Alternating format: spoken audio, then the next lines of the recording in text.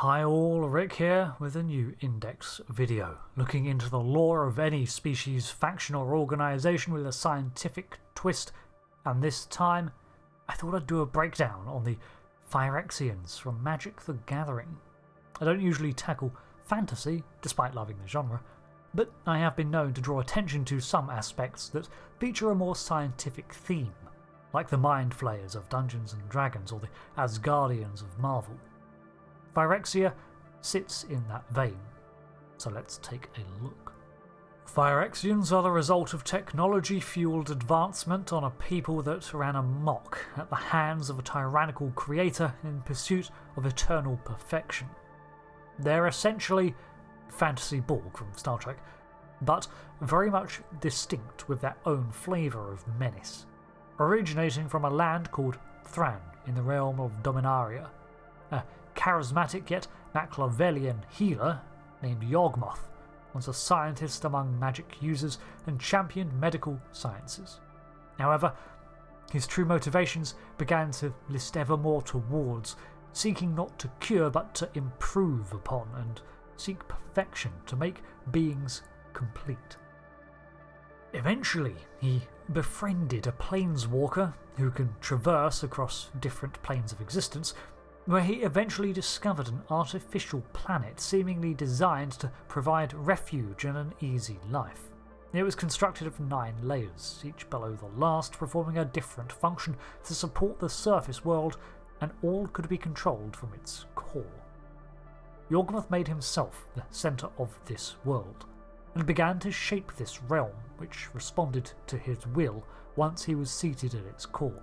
All the while, he recruited the sick and injured, promising convalescence in his paradise, when in reality he was continuing his life's work of enhancing people, turning them into half-machine abominations that saw him as their god.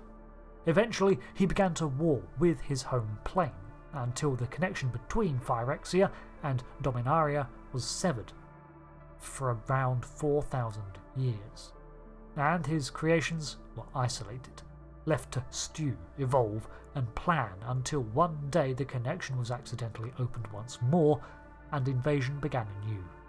When we talk about Phyrexia, there is one species to really address, however, it is spread over 2 eras, that of the original plane, or dimension we just covered, and new Phyrexia, which came after another reprieve between the threats.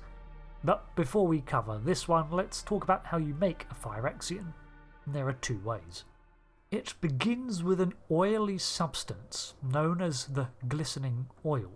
This oil was present on the original Phyrexia before Yawgmoth took over, and must have served some other purpose before he began to reshape the world to suit his vision.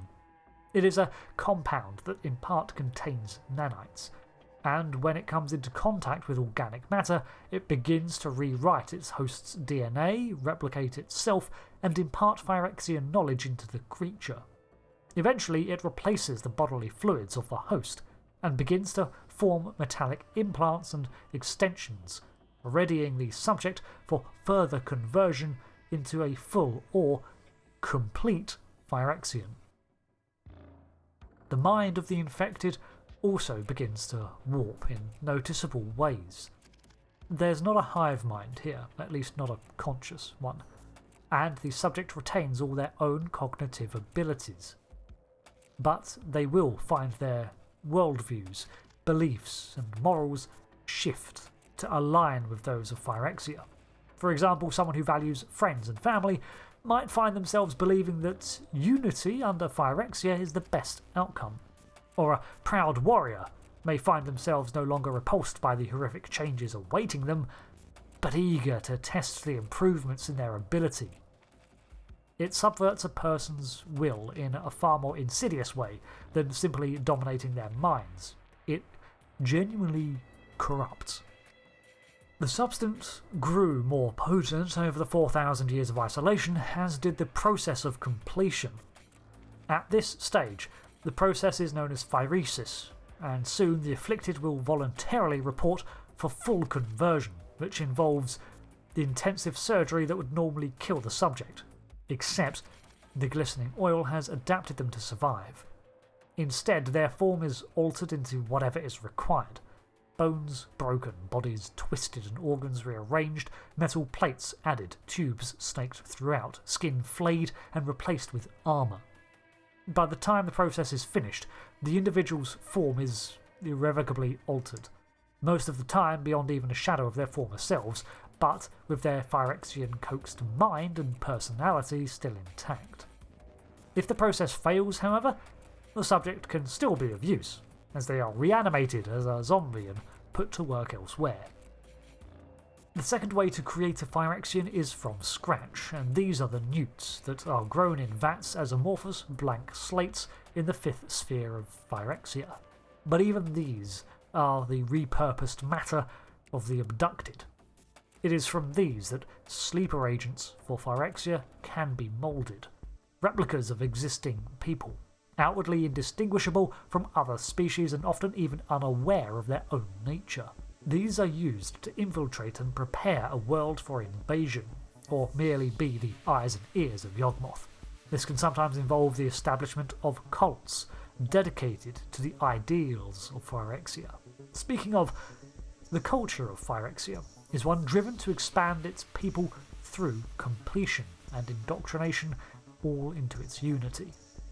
Originally under Yawgmoth, until his defeat and destruction, that overall goal has not changed.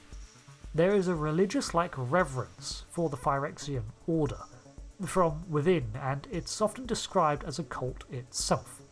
It featured priests, preachers, and even angelic beings. It also featured demons, undead, and other horrors, many of these formed from people or species assimilated into its ranks. The conversion of a person into a Phyrexian too is seen as some form of elevation, a blessing, and bringing them into their full potential, hence the archaic term completion. The forms that Phyrexians can take are myriad and sometimes unique, based entirely on the required purpose or pre-existing speciality of the converted individual. After all, the goal is not only unification of ideology, but to preserve what made the individual distinct to begin with. To draw a parallel again with the Borg, they are both terrifying forms of assimilation in their own way. One strips you of your individuality, the other twists your mind, so that you are still you, but not.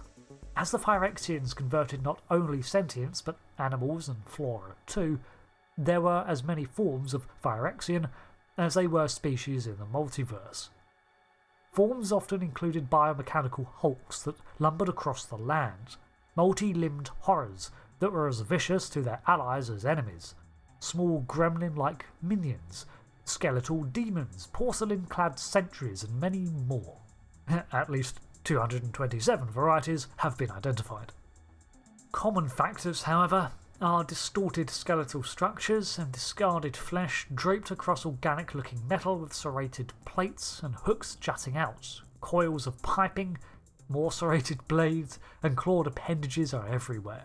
Basically, biomechanical body horror ranging from Geiger-like xenomorph stuff to walking industrial machinery or porcelain-coated sinew. It's all gross. I mentioned that there were two eras of Phyrexia. The new Phyrexia came about due to an accident, but one that shares striking parallels to the original plane. A sentient construct called Khan yearned for a place to call home, and so began construction of his own world, sitting at its core to form it, making a home for his kind, among others, sheltered under 5 small orbiting suns. A peaceable soul, Khan was unaware that he carried with him the Phyrexian glistening oil. Eventually he was gripped by a wanderlust and so left home, called Mirrodin, in the hands of a caretaker Memnarch. But in his absence the oil made its way into Memnarch and began the process of corruption, twisting his mind, and instead of protecting Mirrodin, Memnarch began abducting people to populate the surface world. A lot happened, but by the time it was uncovered, Memnarch had formed a new wave of complete beings below the surface from his abductees. Eventually, the world too was terraformed into 9 layers, much like the original Phyrexia.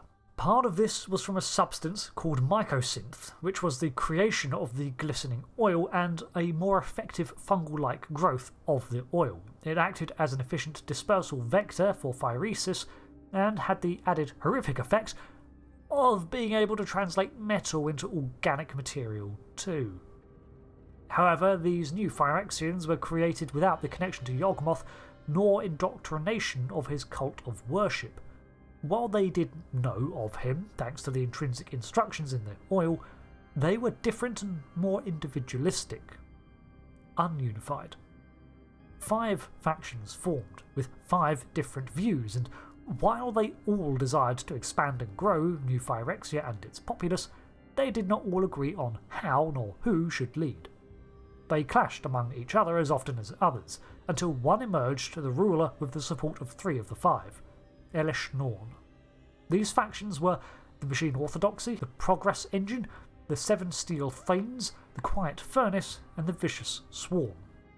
As of current lore, the latest incursions of New Phyrexia came close to overwhelming the other planes of existence, but was finally rebuffed and removed from space-time itself, set adrift beyond the reach of anyone else. Without the connection to Phyrexia, the glistening oil at the heart of it all was rendered inert. However, it's not the first time the Phyrexian threat has been excised, although this time was remarkably more effective than the last banishment. How long it remains in exile is to be seen, but it's likely, at least for now, that the threat has passed for a time. One more thing I want to shed light on is the Phyrexian language. Written in columns, this is a completely decipherable and unique fantasy language that was created for them, like Klingon or Elvish.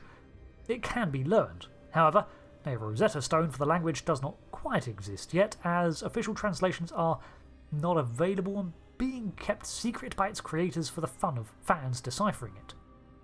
Additionally, the language cannot be actually spoken fluently by anyone because us fleshy bags are incapable of replicating certain sounds within the vocabulary that it would necessitate. Such sounds include emulating the scraping of metal, a knife being sharpened, a ringing metal like a clean clink, a metal snap like a coat popper, the sound of metal blades rubbing together like scissors. This emphasises that the language can only be spoken by one who has undergone the completion and joined the Phyrexian legions, someone who has additional and artificial parts to their mouth or vocal cords. I suggest checking out the wiki page on the MTG fandom or watching the highly informative, if creepy as hell, video by Ristic Studies on Phyrexia's real-world development history for more information on the language. There is, of course, several spanning storylines with characters and lore covering multiple years of releases from Magic, but this covers the basics of the Phyrexians. A terrifying force that shares much in common with other science fiction threats like the Cybermen or Borg, but with their own distinct lore and style. Insidiousness runs throughout them. Their entire program could be restarted from a single sample of active glistening oil, so it's a virulent contaminant. They warp the wills of those exposed into allying with Phyrexia, creating sleeper agents to prepare a population for invasion or even just to welcome them first. Everything about them is unnatural and, like an illness, they contaminate and repurpose, corrupting, draining and destroying all in their way until all is one. Thanks for watching this brief overview of Phyrexia and its hellish inhabitants. Recently exploring the lore of MTG, Magic the Gathering, I knew I had to take a deeper look at these creations when I came across them, as sci-fi inspired as they are. So until the next lore video, thanks for watching. I've been Rick and I'll see you later for another one. Until then, goodbye.